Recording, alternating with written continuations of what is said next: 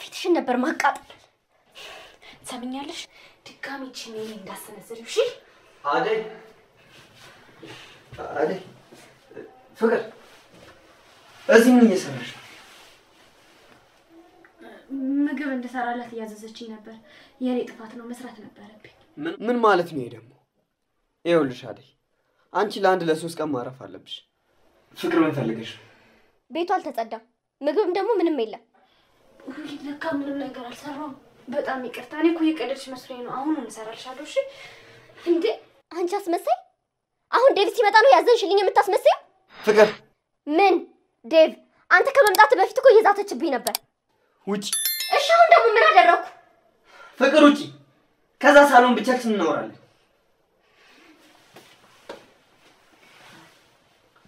አደይ ለዚህች ልጅ ፊት አትስጫት ቆይ እንደዛ ካደረገችሽ በኋላ አሁንም ይቅርታ ነው የምትያት ምን ላድርግ ብላ ነው ዴቭ ፍቅር ቤት ውስጥ ከማንም ጋር አትስማማም ደግሞ እናቷ አደራ ያለችኝ ለኔ ነው ደግሞ ብቸኝነቱ ከብዷት አንድ ነገር እንዳትሆን ፈራው ፍቅር ምንም አትሆንም መቼ ሰው ተወድና ነው ብቸኝነት የሚከብዳት ፍቅር በጣም ራስ ወዳድ ናት ብቻዋን ነው መኖር የምትፈልገው ሰምኛለሽ አደይ ከዚህ በኋላ ስለ ፍቅር ስታስቢ እንዳላይሽ እሺ እሺ ዴቭ አለ ይሄ ሁሉ ነገር የሚሆነው ባንቺ ምክንያት ነው ታውቂያለሽ አይደል ደግሞ እኔ ምን አደረኩ እቺን የማትረባ እዚህ ቤት ማን ሆነና ያመጣት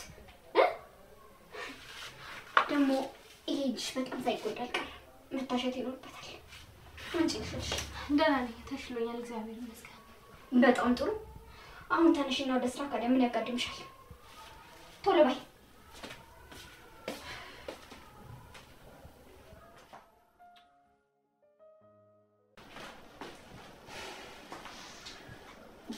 ዴቭ ለሊ አደይ እኮ እዚህ መስለኝ ነበር ክፍሏ ነች እሺ ለምለም ምን ሆነሻል አደይ ኤላ ከነመፈጠር ይረስቶኛል እንዴት ማለት ቆይ ምንድነው የተፈጠረው ከሊዲያ ጋር ደስተኛ ነበር ተቃቅፎ ሲደንሱን ያገኘዋቸው ኤላ የደነሰ እሷስ እዚህ ሙና ማብር ነው ስራዋ እሱ እንዴት ከሷ ጋር ያብዳል እኔ አላቅም አደይ እኔ ግራ ገብቶኛል ግን ኤላዬ ስለተለያየ ምንም የከፋ አይመስልም ከሊዲያ ጋር ተቃቅፎ እየደነሱ ነበር በጣም ደስተኛ ነበር ሲጀመር እኔ እጄ ባላቋርጣቸው ሌላ ነገር ይፈጠራል አደይ በቃ ሁሉም ነገር ውሸት ነበር ታይ ተረጋጊ ይላል ሊዲያን ያው ውሸት እንደዚህ መሆን የለብሽም እሷ ከሁሉም ሰው ጋር ሄዳ ልጥፍ ነው የምትለው ገና ምን ነው ቀሹ ነው እሺ እሷን ተውቋት ግን የኤላ እንደዚህ መሆን እንዴት ላስተናግደው ትንሽ ጊዜ ነው ለምለም የታገሽ ሁሉም ያልፍና ያኔ የምንልበት ቀን ቅርብ ነው አንቺን የመሰለች ትስላለችኝ ፈጣሪና መሰግናለሁ መጠብቁት ሰው አለ ማን ነው ኤላ ይሆናል በዚህ ሰዓት ማሊዎች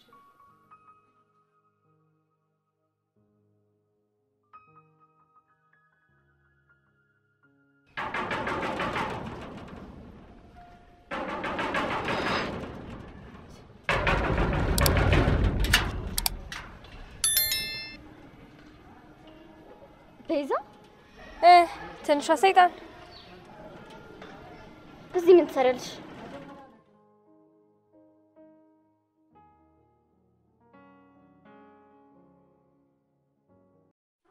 አደይ ምን አጋጠማት አደይ በጣም ግራ የተጋባ ችግር ተፈጥሮባታል ማለት ነው ዴቭና ባርኮቴ አብረዋት እንደኖሩ ምናቀው ነው እንግዲህ እስካሁን ድረስ ፍቅሯን ለዴቭም ለባርኮትም ሳትገልጽ አብራ ከፍቅር ጋር እየተሰቃየችና ብዙ መስዋዕትነትና ዋጋን እየከፈለች አሳልፋለች አሁን ላይ ደግሞ ሰሞኑን እየተሰማት ያለው ስሜት በጣም ሲያጨናንቃት ለለምለም አማከረቻት እሱም ምን አለች ለምለምዬ እንደው ሰሞኑን በቃ ሆዴን ያመኛል ሰውነቴንም ይቆረጣጠመኛል በቃ የሌለ ነገር የበላሁት ምግብም አያስቀምጠኝም እና ለዶክተር መታየት አለብኝ ብላ እንደ ጓደኛ አማከረቻት ትንሽ ብር ለምለምም ነበረቻትና አደይም ደግሞ እህቷ ብርሃኔን ስታሳክም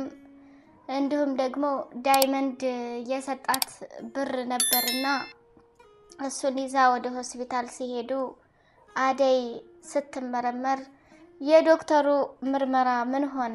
ያሳዝናል ውጤቱ ማለት ነው። እንደው በቃ አንዳንድ ጊዜ ሰርተን ቤተሰቦቻችን እንለውጣለን፣ ሰርተን ራሳችን እንለውጣለን ስንል ራሳችንን በማያስፈልግ ሁኔታ ላይ ተገኝተን ችግር እንፈጥራለን ማለት ነው። በዛ ላይ ደግሞ ወግና ባህሉን ያልጠበቀ እንዲሁም ደግሞ ፍቅረኛ ይባላል በቃ ሩጠው ሄደው አልጋ ላይ ነው እንትናቸውን የሚያረጉት። ሆ ጉድ እኮ ነው እናንተ። አሁን አደይ እንደዚህ በመሆኗ ደግሞ ባርኮትና ዴቭ የተፈጠጡትስ ነገር እንዴ? ከሁለታችሁ ውጭ እኮ ምንም ሊሆን የሚችል ነገር የለም። አሁን እንግዲህ በከባድ ሁኔታ ጦርነቱ መከፈቱ ነው። ዴቭና ባርኮት እንዴት ያንተ ነው የኔ ነው ያንተ ነው የኔ ነው እየተባባሉ እየተፋጠጡ ነበረ ማለት ነው። እንግዲህ አደይም የዶክተሩ ውጤት ምን ሆነ? አደይ እርጉዝ እንደሆነችና ጽንስ እንደተሸከመች ስትነገር በጣም ራሷን መቆጣጠር አቃታት። ለምለምም ደግሞ በጣም ደነገጠች። እዛ የለምለም ድንጋጤ በጣም ያስፈራ ነበር። እንዲሁም ደግሞ ለምለም ምን አለች አደይን? እኔ ምልሽ አደይ በቃ እንዴት ለምን የሚለው ጥያቄ ቀረና የዴቭ ነው የባርኮት ወይስ የኤላ ነው ብላ ነው የጠየቀችው ማለት ነው። እንግዲህ አደይ ደግሞ ከማንኛቸው እንዳረገዘችውና ከማንኛቸው እንደተጸነሰ ራሷ ነው የምታውቀው። ያው እንግዲህ ዴቭና ባርኮቴ ተፋጠዋል። መጨረሻ ላይ የሚያረጋግጡት ከተስማሙ እንዲሁም ደግሞ ራሳቸው ያደረጉትን ስለሚያውቁ ከተስማሙ ወይ የዴቭ ወይም የባርኮት ልጅ ይሆናል ማለት ነው። ካልተስማሙ ደግሞ አደይ ትንሽ ሰራ አድርገሽ ዲኤንኤ መመርመር ነው። ሌላ ምን ጉድ ያለው ጉድ ነው። አረ እንደው እኔ በጣም ነው እንትን ያልኩት። ለማንኛውም እንግዲህ እጅግ በጣም ብዙ ትምህርት ይኖረዋል ብዬ አስባለሁ። ሰላም ውድና የተከበራችሁ የተወደዳችሁ የቻናሌ ቤተሰቦች፣ እጅግ በጣም አስተማሪውና ተወዳጁ የአደይ ድራማ እንደቀጠለ ይገኛል። ቻናሌን ላይክ ሰብስክራይብ እያደረጋችሁ በመልካምነትና በቅንነት አበረታቱኝ ማለት ነው። አደይ እና ዴቭ እንዲሁም ባርኮት በጣም ተፋጠዋል። አደይ ወደ ሆስፒታል ሰሞኑን እያመማት ሄዳ ነበርና የእርግዝና ወረቀት አምጥታ ለሁለታቸው ስትሰጣቸው ሁለቱም እጅግ በጣም በሚገርም ሁኔታ ተፋጠዋል። ሰሞኑን ዴቭ ለአደይ ፍቅሩን ገልጾላት፣ ባርኮትም ደግሞ ከድሮ ፍቅረኛው ከቤዛ ጋር ህይወቱን ሊመሰርት ሄዶ ዴቭ ደስ ብሎት ቤቱንም እየተቆጣጠረ አደይንም በእጁ ስራ አድርጎ ፍቅርና ሊዱን እየተከላከለላት ባለ ጊዜ ሰርፕራይዝ ሲሆን በጣም ያላሰቡት ነገር ስለሆነ ድንገትም ስለሆነ ይሄ ነገር ሁላቸውም እንደምናያቸው ደንግጠዋል ማለት ነው። አደይ ምን አይነት ውሳኔ ልትወስን ነው? አሁን የማንኛው እንደሆኑ ልጇ ታውቃለች። ስለዚህ ልጇን ታሳድግ ይሆን ወይስ በስተኋላ ጸጸት ልጇን ታስወጣው ይሆን የሚለው ነገርም ያሳስባል።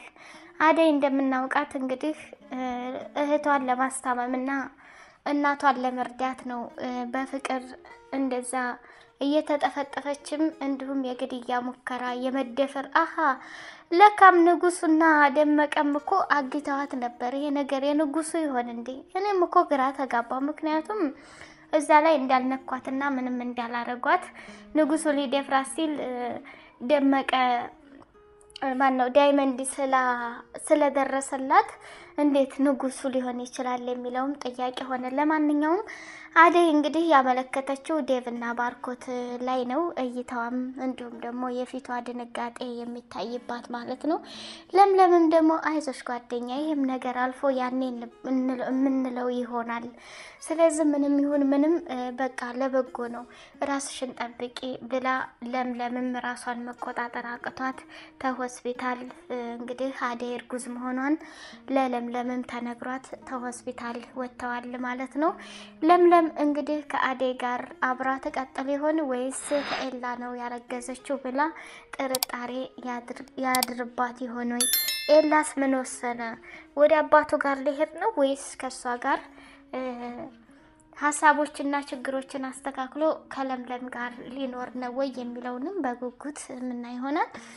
እንዲሁም ደግሞ የባርኮቴ ፍቅረኛ ቤዛ በስተመጨረሻ መታ በር ስትቆረቁር ፍቅር ስትከፍትላት ፍቅርም ደንግጣለች። ፍቅር ራሷን ልታጠፋ መድኃኒት አቀራርባ ልትወስድ ስትል ተመለሰችና ምን አሻይ ብዬ ነው ራሴን ማጠፋው? ለምን ሲባል ነው እኔ ራሴን ማጠፋው? ምክንያቱም እኔ ከሞትኩኝ እነሱ አለማቸውን ሊቀጩ ነው እንዴ? መሞት የለብኝም ብላ ያዘጋጀችውን መድኃኒት ሳትወስደው ቀረች።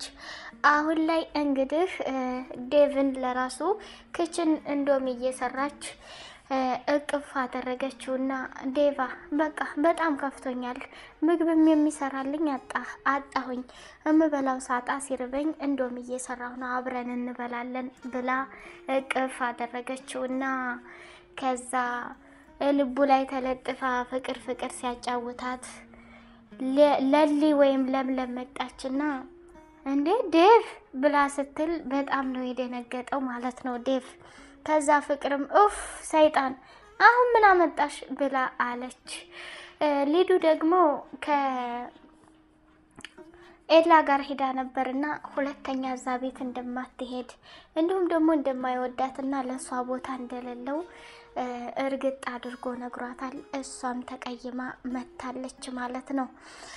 እንዲሁም ደግሞ አደይም ያው እንግዲህ ፍቅር ጋር እየተፋጠጠችና እየተነጫነጨች ትገኛለች። እኛ እኮ አደይን የምናቃት ፍቅር እንደፈለገች የምታረጋት እየደበደበቻት እያነቀቻት እየመታቻት እንኳን ዝም ነበር የምትለው። ለካ ሰሞኑን የተለየ ስሜት ያመጣችው አደይ ኃይለኛ የሆነችው እርግዝናው ነው እኮ እንደዚህ ያነጫነጫት። እኔ ተረድቼሻለሁ ማለት ነው አደይ። እንግዲህ ሁሉንም መቻል አለብሽ። እርግዝና ደግሞ ብዙ ነገር ያደርጋል። ከዚህም በላይ የፍቅርን ክፋትና መጥፎነት መታገስ መቻል እንዳለብሽ እኔ ሹክልሻለሁኝ ማለት ነው። እና በስተመጨረሻ አሁን እንግዲህ ትንሿ ሰይጣን እያለች ነው የመጣችው የባርኮቴ ንግስት ማለት ነው። እንግዲህ ፍቅር ላይ የምታደርገውን ነገር እንዲሁም ደግሞ ዴቭ ይቺ አደይ አርግዛ መንጣቷን እርጉዝ መሆኗን ሲያቅ ፍቅሩን አቋርጦ ከፍቅር ጋር ይቀጥል ይሆን ወይ የሚለውን በጉጉት እንትን ይላል።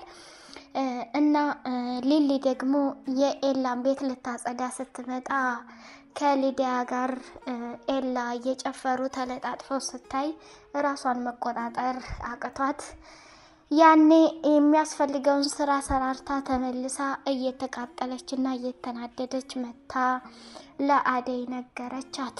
እሱም ምን አለች እንግዲህ ለምለም ለአደይ እኔ ምልሽ አደይ በጣም ነው የከፋኝ። ኤላ ቤት ላጸዳ ሲሄድ ሊዱና ኤላ ተቃቅፈው እየጨፈሩ እንዳም ብሎ ደግሞ ሌላ ቦታ ትንሽ ብቆይ ሌላ ቦታ ይገቡ ነበረ። በጣም ያሳዝናል። እኔ እኮ ይሄን ከኤላ አልጠብቅም ነበረ። እኔ እኮ ከሱ ውጭ ማንንም የማፈቅረው ማንንም ሰው የለኝም እያለች ለአደይ መናገር ጀመረች። አደይ ደግሞ ምን ሆነሽ ነው ሊሊ? ሊዱ እኮ እንደዚህ ናት፣ ከሁሉም ናት። የሊዱን ባህሪ እያወቅሽ አንቺ እንዴት እንደዚህ ታያለሽ? ኤላ እኮ ምንም ቢሆን አንቺን ሊጠላሽ አይችልም። ኤላ ያደረገልሽን ውለታ ብታቂ ኑሮ ኤላን እንደዚህ ባላልሽው ብላ አለች። እንግዲህ ለምለም መረጋጋት አለብሽ።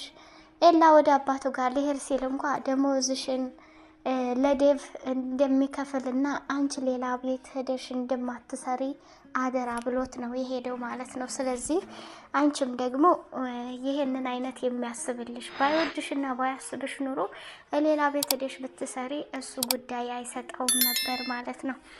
ውድ የቻናሌ ቤተሰቦች የባርኮቴ ንግስት ቤዛ የመጣችው ለጦርነት ነው ወይስ ለምንድን ነው? ባርኮት እንግዲህ ቤዛም አልፈልግህም ብትል ጥግህን ያዝ፣ አደይ የዴቭ ናት ማለት ነው። ያው እንግዲህ የልጁ እርግዝና የባርኮት እጅ ካለበት ቤዛን ትቶ አደይን ይጠቀልላል ማለት ነው። ዴቭም ደግሞ መናደድ የለብህም፣ ያንተ ልጅ ከሆነ እስከነ ልጅህ አደይን ጠቅልለህ መውጣት ነው ማለት ነው። እንደዛ ይመስለኛል እንደኔ። ውድ የቻናሌ ቤተሰቦች በቀጣዩ ፓርት ምን እንጠብቅ? አደይ የማንኛቸውን ልጅ ነው ያረገዘችው የሚለው ዴቫ ባርኮቴ ወይስ ደግሞ ዳይመንድ እንኳን ወንድሟ ነው ንጉሱ ከሶስት አንደኛው ያው ዲኤንኤ አድርጋችሁ ውጤቱ ነው ለኛ ሳውቁን ማለት ነው። እንዲሁም ደግሞ ፍቅርስ አደይ በማርገዟ ከወንድሟ ይሁን ከዴቭ ይሁን አልታወቀም። እንዲሁም ደግሞ ከንጉሱ ይሁን አልታወቀም። ስለዚህ የማንኛቸው መሆኑን ስታይ ምን አይነት ውሳኔ ትወስናለች? ሊዱስ ወንድሟ ወይስ ሌሎቹ እንደዚህ ከአደይ እርግዝና ሲታወቅ ምን አይነት ስሜት ይሰማታል? አደይን ከባድ ተጽዕኖ ያደርሱባት ይሆን ወይ? እንዲሁስ ደግሞ በማርገዟ ተደስተው ይንከባከቧት ይሆን ወይ የሚለውም እጅግ በጣም አጓጊ ነው። የፍቅርስ እናት እንግዲህ አደራ ብላ ሁሉንም ላንቺ ትቻለሁ አምንሻለሁ ብላለች እና ይሄ ነገር ተፈጥሮና ተከስቶ ስታይ ምን አይነት ውሳኔ ተወስናለች የሚለው እጅግ በጣም አጓጊ ነው። ውድ ቻናሌ ቤተሰቦች በቀጣዩ ፓርት እስከምንገናኝ በድጋሚ ላይክ፣ ሰብስክራይብ እያደረጋችሁ አበረታቱን። ሰላም አለይኩም ወራህመቱላሂ ወበረካቱ።